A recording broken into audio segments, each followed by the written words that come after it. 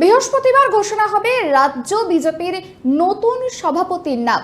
সুকান্ত মজুমদারের পর বিজেপির পরবর্তী রাজ্য সভাপতির পদে কে বসবেন এই নিয়ে দলের অন্দরে ও বাইরে জল্পনা তুঙ্গে।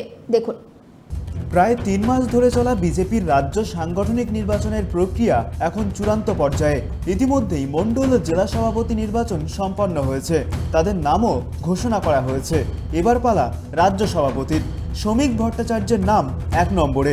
শেষ পর্যন্ত বড় কোনো বদল না হলে বঙ্গ বিজেপির নতুন সভাপতি হচ্ছেন শ্রমিক ভট্টাচার্য।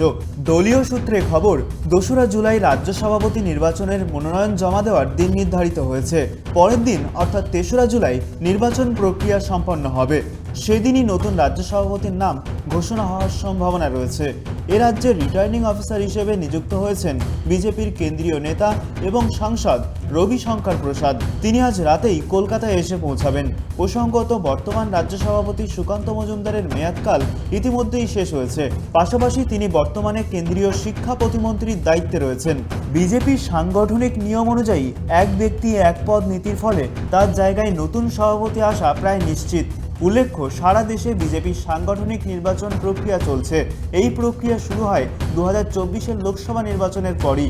লোকসভা ভোটের আগে জেপি নাড্ডার সর্বভারতীয় সভাপতির মেয়াদ শেষ হয়ে গেলেও তাকে তখন অব্যাহতি দেওয়া হয়নি। বর্তমানে তিনি কেন্দ্রীয় স্বাস্থ্যমন্ত্রীর দায়িত্বে রয়েছেন। সংগঠনের নিয়ম অনুযায়ী তাকেও সভাপতির পদ থেকে সরানো হবে এবং একজন নতুন সর্বভারতীয় সভাপতির নাম ঘোষণা করা হবে শীঘ্রই। ত্রয়ন চক্রবর্তীর report, tribe TV Bangla, Kolkata.